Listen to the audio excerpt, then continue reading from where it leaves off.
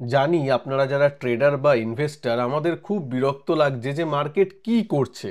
একটু যখন মনে হয় যে 25,000-এর উপরে যাচ্ছে, স্টেবল হয়ে যাচ্ছে, স্টকগুলো ভালো পারফর্ম করছে, ঠিক তখনই দেখা যায় যে আবার নিচের দিকে আসছে এবং আজকে 25,000ও ভেঙে গেল।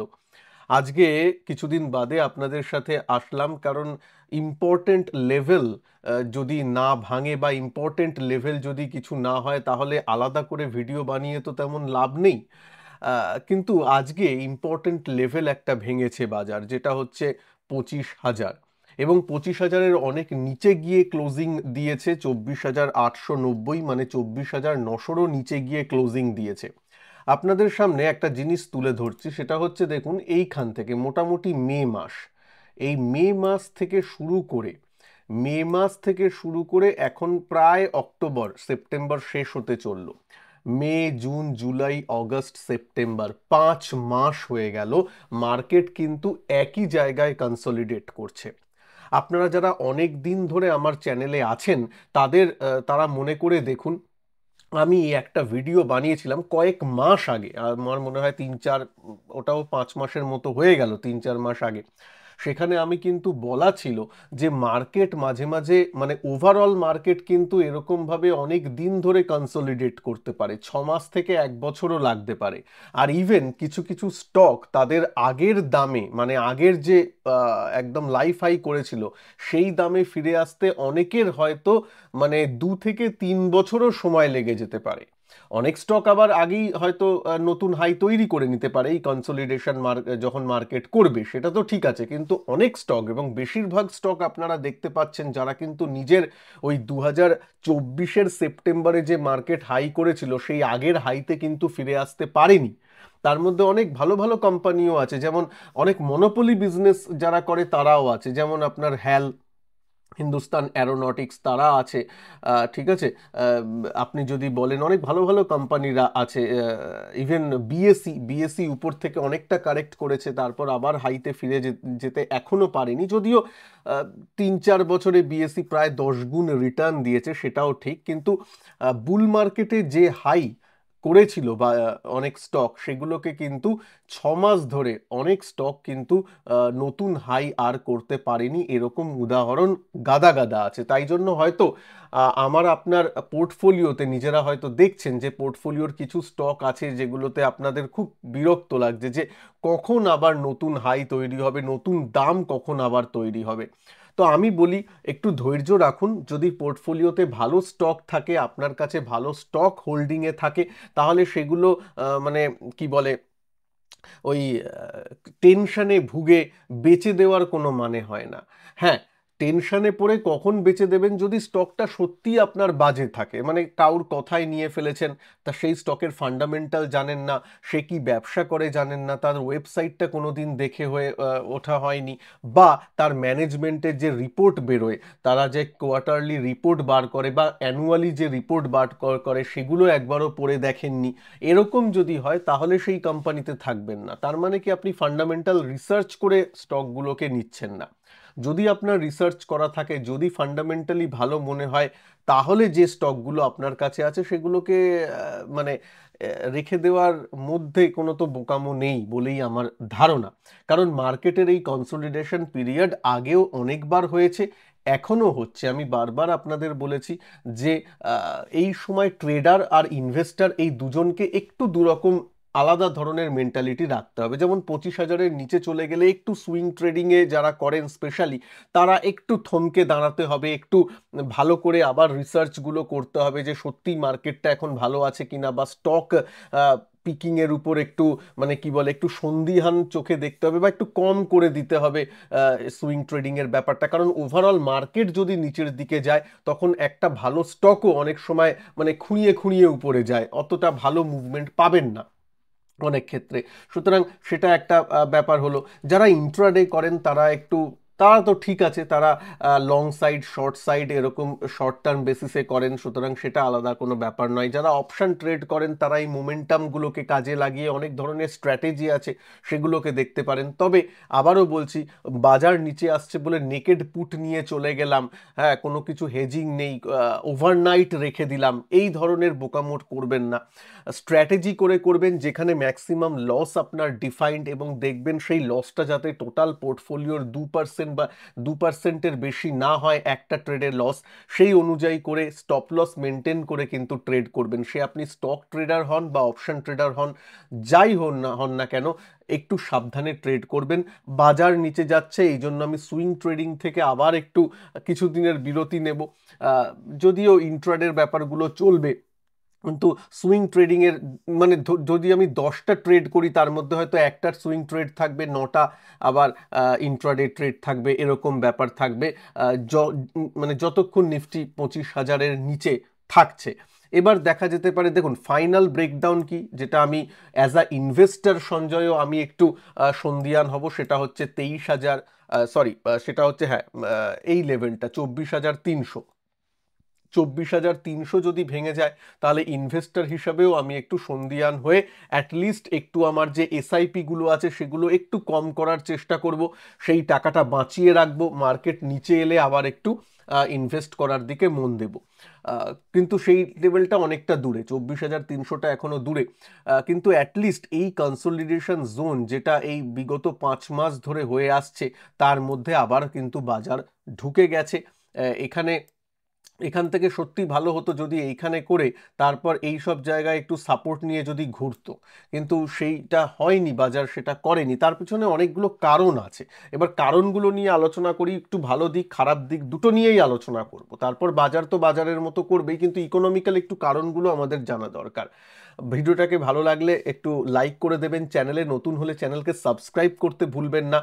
আর যারা যারা আমার চ্যানেলের সাথে একটু নতুন পরিচয় হয়েছে তাদের জন্য বলি, এই ভিডিওর ডেসক্রিপশন বক্সে এবং ফার্স্ট কমেন্টে আমি আমার সঞ্জয় টক্স অ্যাপটার লিংক দিয়ে দিয়েছি, যেটা গুগল প্লে স্টোর থেকে আপনারা ডাউনলোড করে নিতে পারেন, তার লিঙ্কও দেওয়া আছে, এবং আমার ফ্রি টেলিগ্রাম চ্যানেলেরও লিঙ্ক দেওয়া আছে, প্লিজ একটু জয়েন করে নেবেন।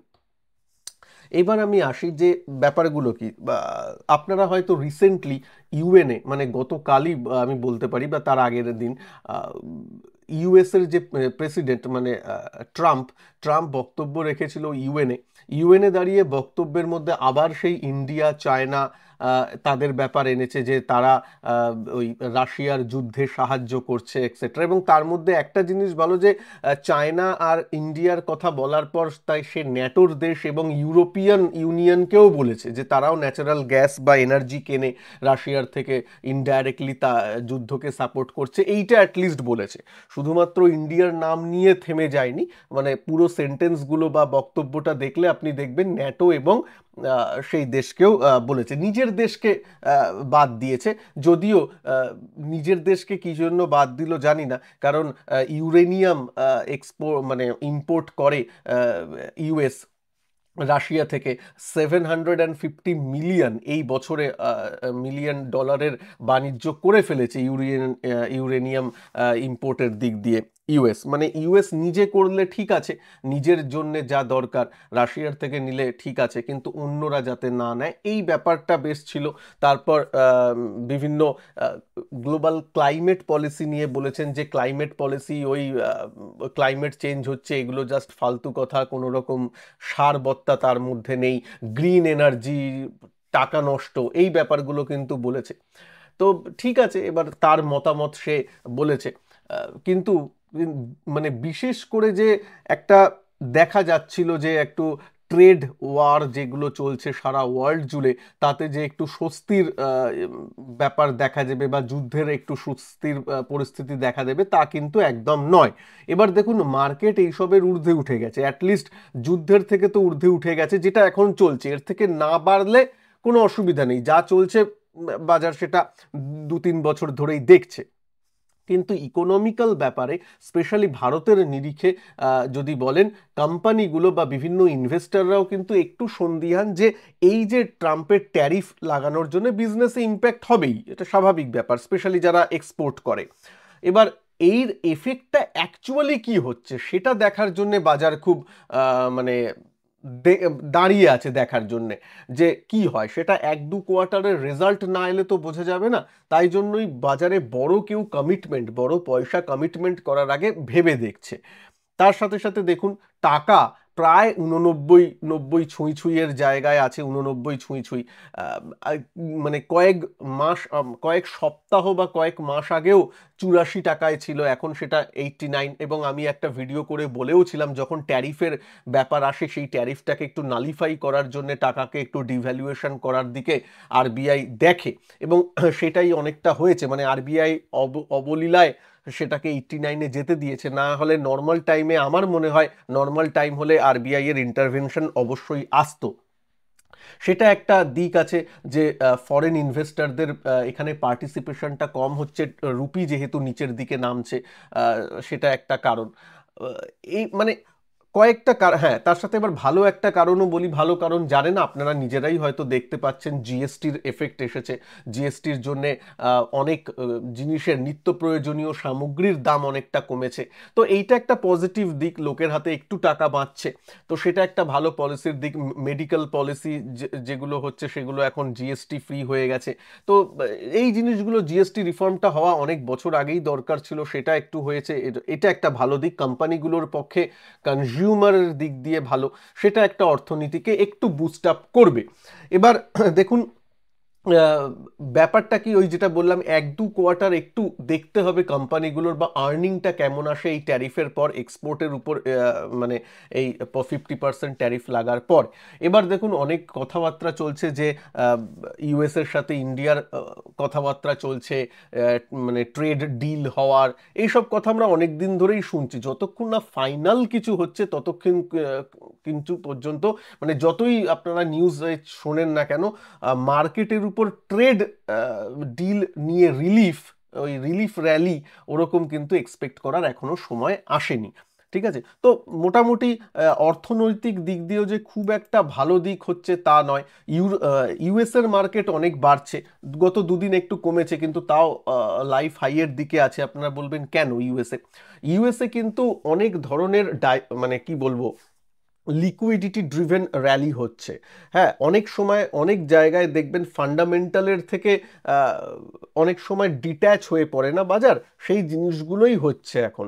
এবং সেটা এই এই শেষের কোয়ার্টারগুলোতে আরও দেখা দিচ্ছে সেখানে। মানে আমি যদি বলি এআই ড্রিভেন কয়েকটা স্টক, ঠিক আছে, এআই ড্রিভেন কয়েকটা স্টকের আবার প্রাইস আপনার মানে লস মেকিং কোম্পানি, এদিকে বাজার তাকে ভ্যালুয়েশন দিয়েছে কয়েক বিলিয়ন US ডলার, এরকমও দেখা গেছে। তো সেসব ক্ষেত্রে একটু মানে কি বলে, বাবল টাইপের কয়েকটা ক্ষেত্রে, এবং স্পেশালি এআই রিলেটেড সেক্টরের দিকে, টেকনোলজি ক্ষেত্রে একটু হচ্ছে ইউএসএ। এবং দেখা যাক কি হয়। ক্রিপ্টোকারেন্সি নিয়ে অনেক কথা শোনা যাচ্ছে। একটা কথা শোনা যাচ্ছে যে এখন গ্লোবাল রিজার্ভ যে কারেন্সি, সেটা ডলার অনেকটা তার মান্যতা হারিয়েছে, এবং তাই জন্যই দেখবেন যে গোল্ড উঠে এসেছে। এবার আবার শোনা যাচ্ছে যে ইউএস এটা করতে পারে যে গোল্ড মানে না করে বিটকয়েনের দিকে এসে যেতে পারে, এবং বিটকয়েন কিনে রাখতে পারে নিজের গোল্ড বেচে। তাহলে কি হবে, অন্যদের কাছে গোল্ড আছে, নিজের কাছে ক্রিপ্টো আসবে, এবং তাহলে কি হবে, এবং বিটকয়েনকে অ্যাজ আ গ্লোবাল কারেন্সি বা গ্লোবাল রিজার্ভ কারেন্সি হিসাবে আমেরিকা হয়তো কনসিডার করতে পারে, এরকম একটা ব্যাপার। ডোনাল্ড ট্রাম্প থাকলে কোনো কিছুই অসম্ভব নয়, যদিও মনে হয় কি করে ক্রিপ্টো এরকম হতে পারে, কিন্তু ওই বললাম ট্রাম্প থাকলে কোনো কিছুই অসুবিধা নয়। যে এক এক সময় এক এক রকম কথা বলে, বুঝতেই পারছেন, ইউক্রেনের প্রেসিডেন্টকে নিজের হোয়াইট হাউসে ডেকে অপমান করেছিল কয়েক মাস আগে, কয়েকদিন আগেই সেটা হয়েছে, আপনারা সবাই টিভিতে দেখেছেন, অনেক কিছু বলেছে। আবার গতকাল বক্তব্য পাল্টে আবার ইউক্রেনের পক্ষে অন্যরকম কথা বলেছে। তো সুতরাং মানে মানে মানুষ তো ঠিক আছে এক বছরে বছরে পাল্টায়, এটা দিনে দিনে অন্যরকম কথা বলে। সুতরাং কি করে আপনি বিশ্বাস করবেন, বা কি করে কোম্পানিগুলো পলিসি নির্ধারণ করবে এর উপর, সেটা খুব মুশকিল হয়।